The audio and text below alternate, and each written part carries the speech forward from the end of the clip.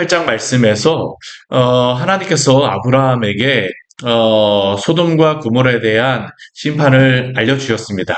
이것은 하나님이 아브라함을 통하여서 어제도 말씀드렸었지만 복의 통로로 삼으시겠다. 세상 모든 민족을 향하여서 복의 통로로 삼으시겠다라고 하시는 그 약속을 지키시는 것입니다.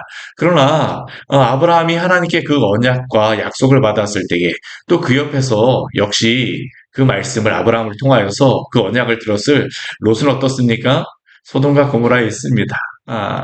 그리고 소돔과 고모라에서 그가 아브라함을 떠나서 어, 여호와의 동산과 같고 또 애굽과 같은 그곳에서 나름대로 풍성함을 기대하며 갔지만 우리가 지금까지 보았던 것은 어떻습니까?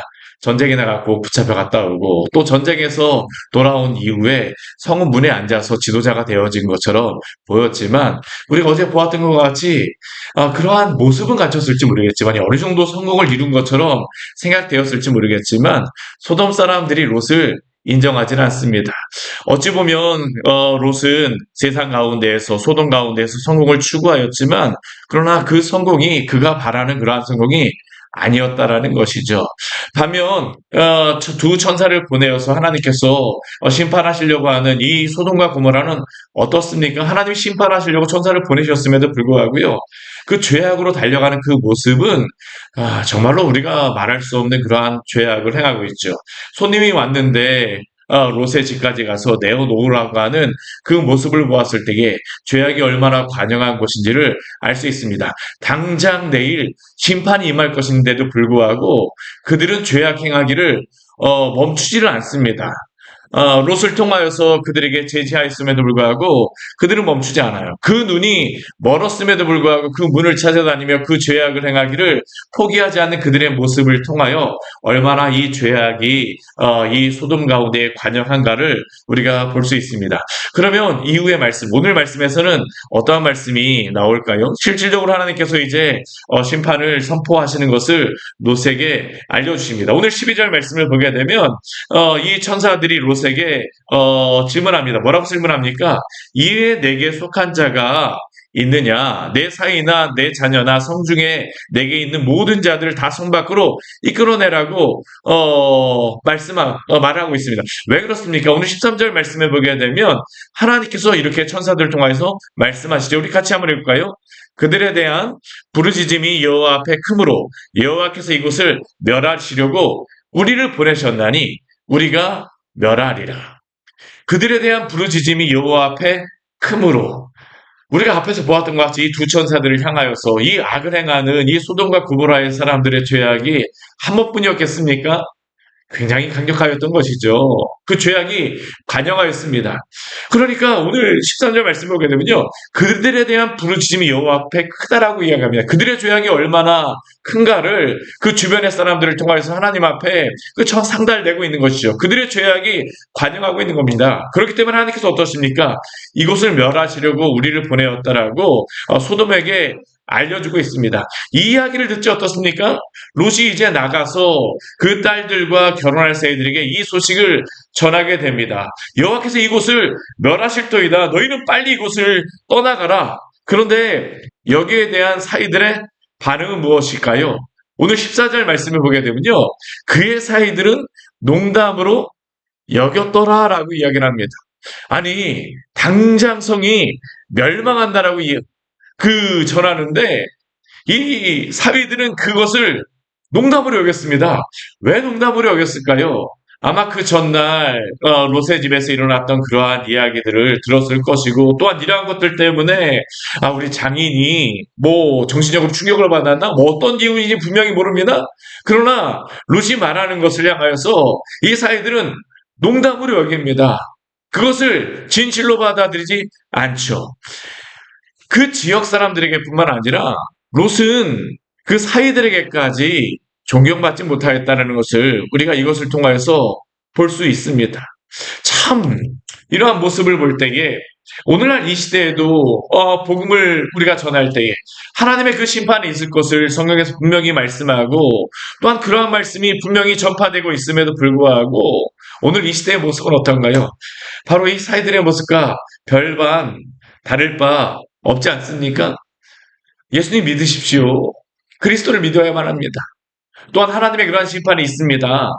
그러나 이 시대는 오늘날 이 세상이 주는 편안함과 안락함에 취하여서 이러한 그러한 경고를 향하여서 별로 신경을 쓰지 않습니다. 오히려 그러한 그 복음을 전하게 되면 조금 나중에 시간이 생기게 되면 제가 나가도록 하겠습니다라는 그런 반응이 참 얼마나 많습니까? 저도 말씀을 전할 때마다 조금 나중에 시간이 지나면 나갈게요, 목사님. 이러한 얘기를 왕왕 듣곤 하는데요. 오늘 사위들의 이 소돔과 고모라에서 반응과 별반 다르지 않았다라는 겁니다. 그런데 이렇게 롯이 자신의 사이들에게 가서 멸망 임박했음을 전하였음에도 불구하고 좀 의아한 장면이 오늘 15절 말씀에 보면 나오고 있죠. 오늘 15절 말씀 우리 15절 16절 말씀 우리 같이 한번 읽어볼까요? 동틀 때 천사가 롯을 재촉하여 이르되 일어나 여기 있는 내 아내와 두 딸을 이끌어내라. 이 성의 죄악 중에 함께 멸망할까 하노라. 그러나 롯이 지체함에 그 사람들이 롯의 손과 그 아내의 손과 두 딸의 손을 잡아 인도하여 성 밖에 두니 여호와께서 그에게 자비를 더하심이 없더라. 우리 오늘 15절 말씀에 보게 되면 롯이 나가서 그 사이에게 당장 이제 이 소돔에 심판이 임할 것을 전하였는데 이 사이들이 잘 듣지 않으니까 롯이 좀 지체를 하게 되어졌던 것 같습니다. 근데 롯도 사실 어떻습니까? 하나님의 심판은 지금 임할 것이 변하지 않고 있어요. 근데 롯조차도 지금 이러한 상황 가운데 지체하고 있습니다. 그러니까 천사가 어떻습니까? 동이 틀 때가 되니까 천사들이 롯을 재촉하고 있습니다. 빨리 일어나서 여기 있는 내 아내와 두 딸을 데리고 나아가라. 너희 가족이라도 나가야 되지 않느냐라고 막 재촉함에도 불구하고 오늘 16절 말씀은 어떻습니까? 그러나 롯이 지체하였다고 합니다. 롯조차도 지체하고 있습니다. 왜 지체하였을까요? 사위들뿐만 아니라 롯의 아내, 이제 롯의 아내 뒤에도 나오고 두 딸들도 어떡할까요? 사위들이 가지 않는다라고 하니까 그 조금만 기다려달라고 지체하고 또한 이 가운데서 머뭇머뭇거리고 있는 것을 볼 수 있죠. 어찌 보면 이 세상에 대한 그러한 사랑과 또한 그러한 포기하지 못하는 그러한 마음들 때문에 머뭇거리고 있는 겁니다. 그런데 롯과 그의 가족들이 구원함을 받는 이유는 무엇입니까? 우리가 방금 전에 읽었던 16절 말씀과 같이 여호와께서 그에게 자비를 더하심이었더라. 롯이 의로워서 롯 자체 때문이 아니라 하나님의 자비하심 때문에 롯이 구원을 받았다라는 겁니다. 우리의 구원도 그렇지 않습니까? 하나님의 은혜죠. 우리가 의롭고 우리가 자격이 있어서가 아니라 하나님의 포기하지 않으시는 그 자비하심 때문에 오늘도 우리에게 그 은혜를 베풀어 주시는 줄 믿습니다. 베드로전서 2장 7절 말씀에 보게 되면 이러한 말씀이 있습니다. 무법한 자들의 음란한 행실로 말미암아 고통당하는 의로운 롯을 건지셨으니 의로운 롯이라고 하지만 누가 건지신 것입니까? 하나님이 은혜를 베풀어 주셔서 하나님이 자비를 더하여 주셔서 구원의 은혜를 베풀어 주신 것입니다. 우리도 날마다 주님의 이 은혜를 감사하며 살아가는 복된 삶이 되어지기를 원합니다. 하나님의 은혜입니다. 하나님의 자비하심. 그리고 이렇게 도망가기를 이곳을 떠나가기를 롯과 그의 가족에게 말할 때에 몇 가지를 이 천사들이 롯의 가족에게 당부하고 있습니다. 오늘 17절 말씀을 보게 되면 그 당부가 나오고 있죠. 우리 17절 말씀 같이 한번 읽어보겠습니다. 그 사람들이 그들을 밖으로 이끌어낸 후에 이르되 도망하여 생명을 보존하라. 돌아보거나 들에 머물지 말고 산으로 도망하여 멸망함을 면하라. 아멘. 먼저 무엇을 명령하고 있습니까? 도망하여 생명을 보존하라입니다. 도망가라. 지금 이 소돔과 고모라에서 생명을 얻을 수 있는 방법은 도망하는 것이라는 겁니다. 가장 그들의 급선무는 도망하는 것입니다. 우리는 어떠한 위험한 장소가 있다라고 하게 되면 그곳을 피하는 것이 해를 당하지 않는 가장 최고의 방법 아니겠습니까? 하나님께서도 천사들을 통하여 이것을 분명히 알려주셨습니다. 소돔은 분명히 하나님의 심판이 예정이 되어 있기 때문에 하나님의 그 심판이 계획되어 있었기 때문에 반드시 피하여서 생명을 보존하라라고 천사들을 통해서 다시 한번 당부하고 말씀하고 계시죠. 그런데 이렇게 분명한 경고의 말씀을 주심에도 불구하고 피하지 않는 사람들이 있습니다. 누구일까요? 이 말씀을 믿지 않는 사람들이거나 혹은 멸망당할 곳을 사랑하는 사람들은 그곳에 두고 온 것이 크다라고 생각하기 때문에 그 말씀을 믿지 않기 때문에 그 두고 온 것과 말씀을 믿지 않기 때문에 피하지 않는 것입니다. 그러나 그 어떤 것보다 생명이 더 귀하지 않겠습니까? 하나님께서 오늘 너의 생명을 구하기 위해서 피하라라고 말씀하시죠. 또 두 번째 무엇을 당부하고 있습니까? 돌아보거나 들에 머물지 말고 그 산으로 도망가라고 이야기합니다. 두 번째로 돌아보거나 머물지 말라라는 겁니다. 왜 뒤를 돌아봅니까? 뒤에 두고 오는 것이 너무나 아쉬움이 남기 때문입니다. 계속적으로 머뭇거리고 있는 이 이유는 세상에 두고 온 것들, 남겨둔 것들을 아까워하는 그런 마음 아니겠습니까? 롯과 그의 가족도 그의 마음도 지금 도망을 해야 되는데도 불구하고 지금 여기에서 머뭇거리고 있는 이유도 바로 이러한 마음이 있기 때문이죠. 그러나 천사는 오늘 이 롯의 가족을 향해서 도망가라고 이야기를 하죠. 그러한 가운데서 롯은 오늘 20절 말씀에 보게 되면 한 가지의 청을 하고 있어요. 무엇을 청을 하고 있습니까? 저기 그 천사들에게 그 산까지 도망가라고 이야기하는데 산까지 너무 멀기 때문에 조그만 성읍 소알까지 도망갈 수 있게 해달라고 부탁을 하고 있습니다. 어찌 보면 소돔과 고모라 가까이 있는 그 장읍 성읍에서 있도록 해달라고 부탁을 하고 있는 것이죠. 이 성읍의 이름이 작은 성읍입니다. 작은 성읍. 어찌 보면 계속적으로 머뭇거리고 있는 그러한 롯의 모습을 볼 수 있어요. 그런데 하나님의 은혜는 무엇일까요? 오늘 22절 말씀에 보게 되면요. 이렇게 말씀합니다. 우리 22절 말씀 같이 한번 읽어볼까요?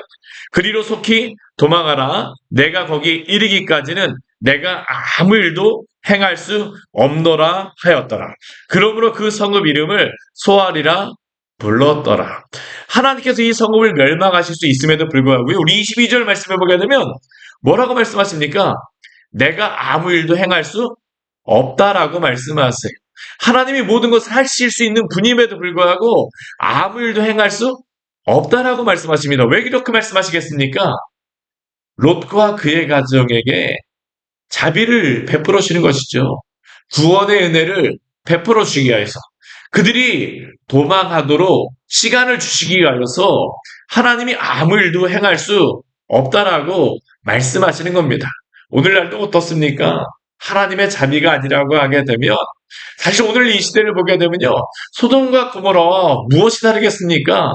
사실 별반 다른 것이 없다라고 생각합니다. 어제 우리가 그 동성의 그러한 모습이 소돔과 고모라 안에서 행하는 그러한 모습을 우리가 보았었지만 오늘날에도 이 시대 가운데 별반 다를 바 없는 그러한 일들이 벌어지고 있지 않습니까?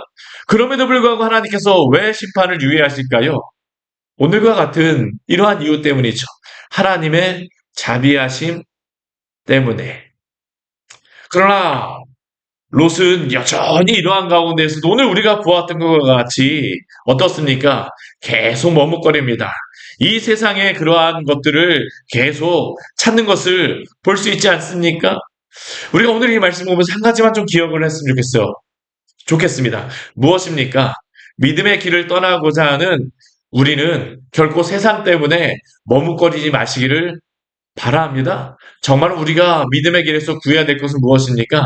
주님의 나라입니다. 제가 철로역정에 대해서 많이 말씀드리지만 하나님께서 이 크리스천이라고 하는 전도자를 보내어서 이 크리스천에게 철로역정에서 떠나라고 이야기했을 때 어떻게 합니까?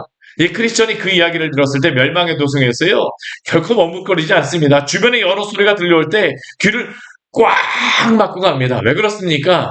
세상의 소리를 듣게 되면 머뭇거리기 때문이죠. 우리가 하나님과 세상을 겸하여 섬길 수 없다라고 하는 주님의 그러한 말씀을 기억해야 되지 않겠습니까? 야고보서 말씀에도 보게 되면요, 흩어진 교회에게 계속적으로 강조하고 있는 그러한 것이 있습니다. 두 마음을 품지 말라.